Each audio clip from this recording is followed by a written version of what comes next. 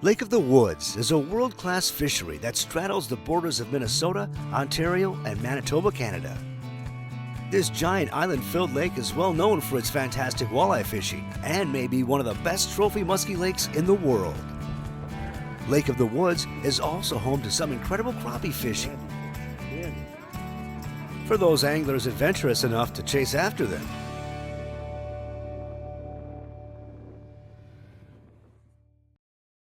You got them over there, Jeff? Yeah, they're stacked up pretty good. All right, check this hole out here. Oh yeah, hey, what? We're in an absolutely incredible area if you love to ice fish.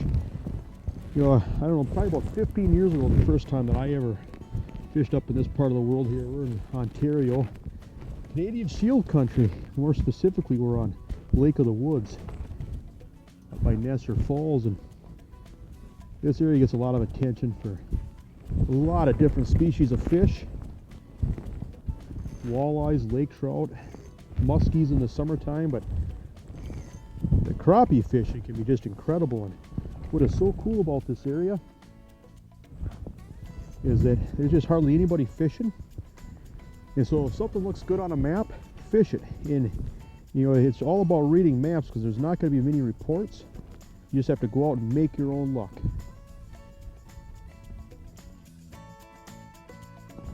Yeah. Oh, Yeah. chowed it. Glove off. Yeah. Ooh, I got one coming too here, You got Jay. one here too? Yeah. Oh yeah, these are big crappies up in this one. Oh, look at this. There, look at that. Isn't that a gorgeous crappie? I'll get the glove off here and get my forceps here and just swallow that spoon. That one ate it the right way, Oh, huh? didn't it? But yeah, this is adventure. I mean, this is ice fishing at its best. It is amazing, isn't it? 20 miles through some of the most beautiful country you can imagine. It's just the adventure. And nobody's out here. You can't call anybody to see if the fish are biting. The only way you know is to come up here and find out for yourself. But you know, it just never disappoints. That fish in the water. These fish are just coming through about 1 foot, 2 feet off the bottom. You know, what's really cool about this water is that, you know, there's just so many different bays and islands and a lot of deep water in some places, but you know, it's really neat because you go out and you can read a map and you can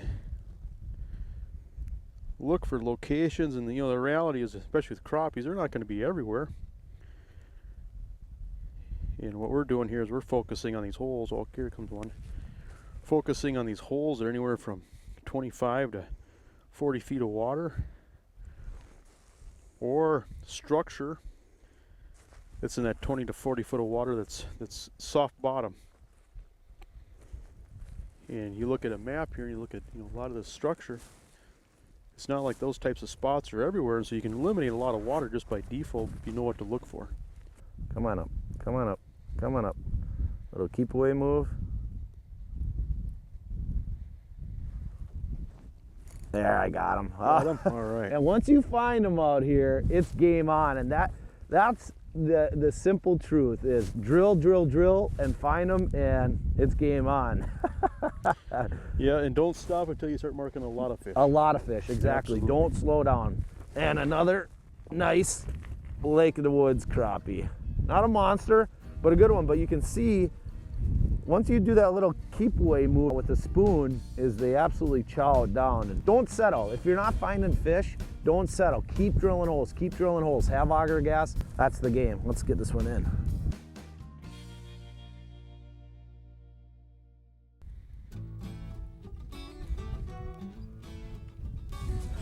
Oh. What happened to this hole? What happened is I moved in next to you. Well, I think I'm gonna drop into another hole. We've got holes drilled all over the place here, and I haven't marked anything here in a little while, but we're just in that search mode. And so, you know, looking for fish. You know, spoons are tough to beat for crappies. These small spoons. This is a blade spoon here. You know, they drop fast, big profile for a crappie. And basically, what I'm doing is just rigging on just a soft plastic, and so that spoon drops a presentation down fast. These fish can see it over this open water from a long ways away, but when they get close, that tail just dances, and then they just key in on the tail. And so a lot of times we're really working that spoon pretty aggressively to bring them in, and then once they shoot up, just quivering that tail, getting it to dance. And so great presentation for just looking for fish. That's the key up here, is just finding them. You gonna make a move, Jay? Yeah, I'm just gonna look on the other side of you here. Yeah. I'm gonna haven't sit here gone for a far. little bit. I'm just gonna sit here for a little bit, see if I see anything. If not, then I'm gonna move on.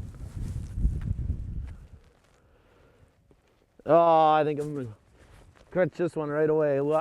Watch this. Oh, assume the hook set position. Coming up. Coming up and get me. Come on up.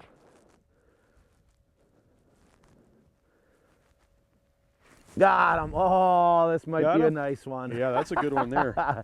Oh, it's just that simple move. I mean, we were 10 feet that way, and they're loaded. Come over here, Jason. Yeah, that's a and then big just bring fish your there. rod, Jason. Just bring your rod. You don't even need your Vexilar. You can use my Vexilar. And I'm going to catch this fish, and you can drop down right after me. Look at that one. Yeah, look, Drop right down right now. Yeah. Look at that one. And we call this game the old whack and stack game. We'll see Yeah, if the you old can catch tag another team. one. Yeah. I had a couple fish down there. I'm gonna unhook this one. Look at I'm that. doing two things. I'm pirating his hole, and I'm also getting a lure down there while he's out of the water, Yep. just to try to keep these fish around a little longer. Oh yeah, now you got him fired up. Come on. Oh, it's so fun to do this game. Oh, they're gonna compete over it now. Yeah. Come on, Betsy. Yeah, oh, you got that one coming. Come on up and eat it. He's thinking about it. One of these two have to bite. Well, sorry, I called you over here to catch a fish, and then they all left after you dropped down. Well, just keep running. I mean, these fish are moving fast. Let's just keep. We got a lot of holes here. Let's just keep moving. Yeah, I'm gonna drill a few more holes, and you can check and see if we find the pod. So let me drill away, and you grab the Vexilar.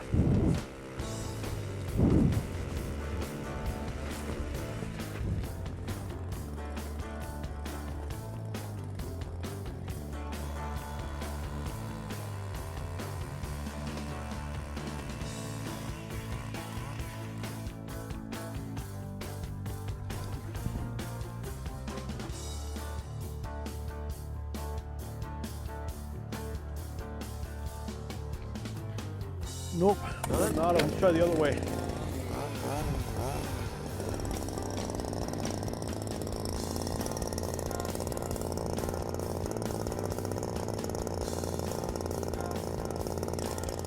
Yeah, we're marking a few here.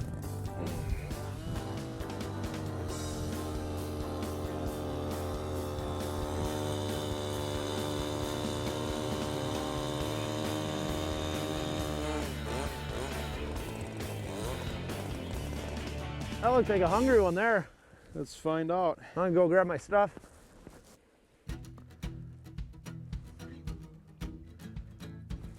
There's a good fish. Yeah. Well, that didn't take long after a quick drill and session. Oh yeah, look at that fish. Crappies at pull drag. Gotta love that, huh? Oh, look at this one. Yeah. There. Can't even see the spoon.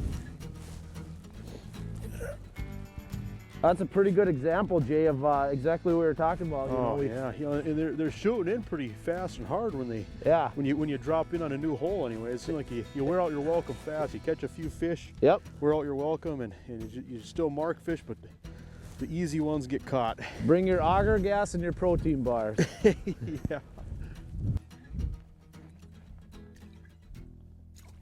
There we go. There. You know,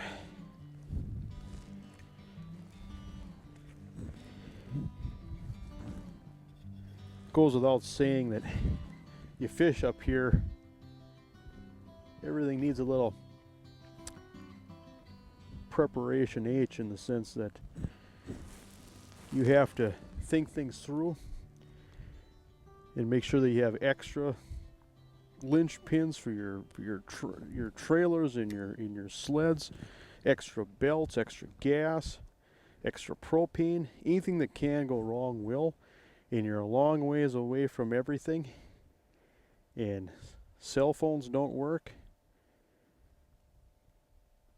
And so you got to be pretty self-sufficient. Yeah, you're right, Jason. You are out in the middle of nowhere, and it is important to, just simply be prepared and think about those things that can go wrong, because the reality is when you're driving 20, 40, 60, maybe even 80 miles on a lake a day, it is an adventure. And you just have to have that mental preparation, like you just said, that just be prepared for things to maybe not go perfect, but. Yeah. And probably something to stress too is, there are so many narrow areas and bottleneck where you get current in the wintertime, which affects and creates bad ice. And so, don't assume that you're going to have thick ice all over the lake either, because there's going to be places where they're going to have bad ice all winter long. And so stay away from the narrow areas or the bottleneck areas, or at least be real cautious around them, because that's where you can find trouble. Yeah, those super narrow areas in between those small islands and a big island, or just really, really just pay attention. And if you're worried about it, oh, this is a nice one. Got one? Yeah, if you're worried about it, just take your auger out and drill a bunch of holes, and just be careful, and have those safety devices like the nebulous and your spud bar and even a life jacket or a lift suit. I like wearing my lift suit, and those are the things that'll help protect you and keep you safe. And if that chance does happen, you just have to be prepared, because if you're prepared, you'll survive. And I got a lot of fish down on the screen. That's the best part about this lake. There. Oh, it only took about 4 holes to drill away from where we started, and it's game on. Oh, look at this yeah, one. You got one too? Yeah, I got a... Yeah. My rod tip about touched my knuckles when I set the hook. Oh, man. This place is amazing. Absolutely amazing up here. Just simply incredible. I'm a person that gets so excited over fishing, and I get to fish in a lot of really cool places, but there's none other than this lake right here. I've shared so many special memories both in the summer and winter time. It just doesn't get better than this body of water. That is for sure.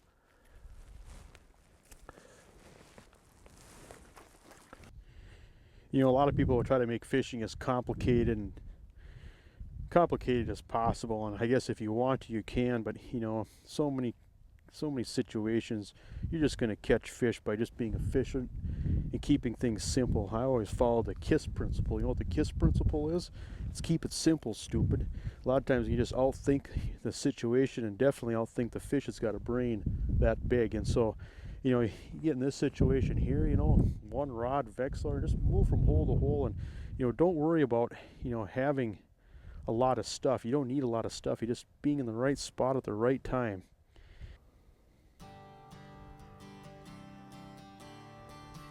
Five feet out the bottom.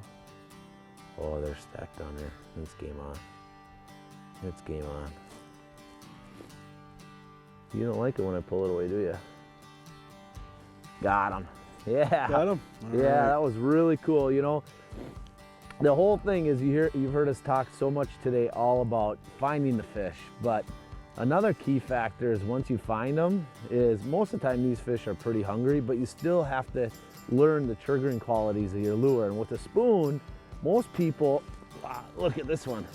What most people are doing is they will actually get the red line to come in on their screen.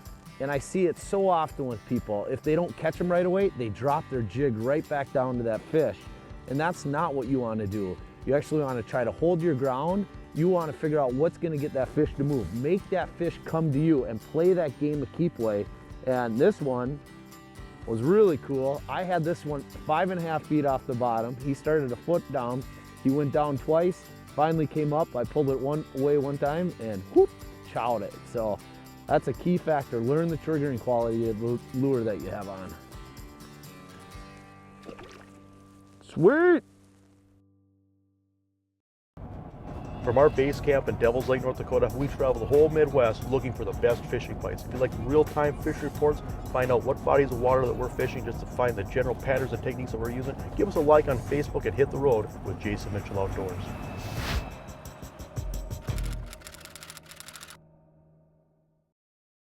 You're gonna rub salt in the wound. You're going in my holes behind me. Did you fish? Oh, your gloves. I just marked the fish there, but they were, I think they're small saugers.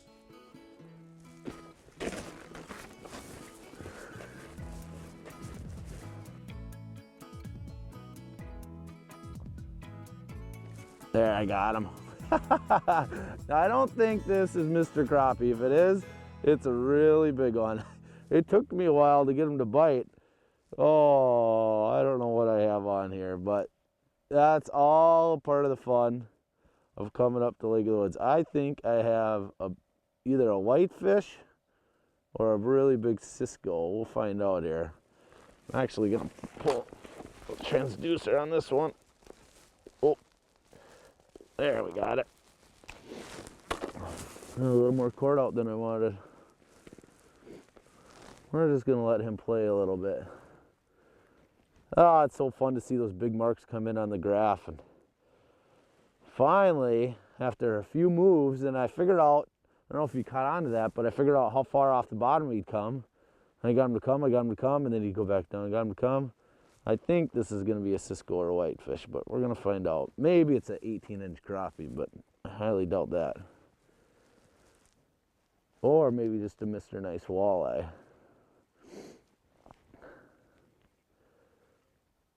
What do we got? What do we got? What do we got? Mitchell's off fishing in another hole. Maybe an eel pout? Wow, look at this guy. Look at this guy. That's why we use a spoon right there. Is because we get surprised with a nice big walleye. Look at that. Awesome, awesome, awesome way for me to end the evening. An awesome day crappie fishing and a really beautiful walleye. I can't believe it took me that long to trick that fish. It's starting to get a little cold out. You can see his eyes are frosting up a little bit, but man, a multi-species mecca, Lake of the Woods. It is a special place. Let's get him back in the water. Sweet. Here. You got Over one, here Jay? too, Jeff. All right. I'll just set my rod down. We've caught a lot of fish today. You know, and reality is a lot of these spots probably haven't been touched all winter. Well, you can't really there. see it, but the sun is kind of setting, huh? Another nice crappie. You know, how many? Man, what a fun day. Oh yeah. Of course, or people aren't going to be able to see all the fish catches. I mean, No, it was but yeah, I mean, just pretty an insane. incredible place. We probably don't have a fish for within 10 miles of us, it feels like. Oh, 10 miles, probably 30 miles. Yeah. You know it's a good day when you can't move your hands because they're frozen. Yeah. Awesome Nice, day. Well, nice. thanks for sharing an awesome day. Oh, Well, it doesn't get old seeing that tail go down that hole, does it? no. It will get old when we have to leave. Yeah. You know what? I think those elk steaks that you brought up sound pretty good. They are. Well, let's go cook some. All right. You're the chef. Sounds good.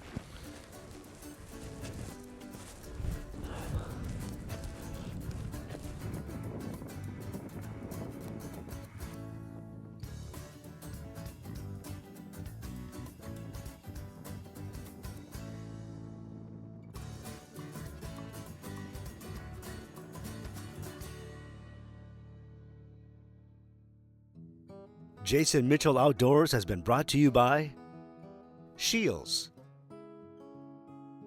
Crestliner Boats, Clam, Vexilar, Ice Armor, Salmo, Cooper Chevrolet, and Jason Mitchell Elite Series Rods. closed captioning provided by Woodland Resort. To find out more information on Jason Mitchell Outdoors, make their official webpage one of your favorite pages.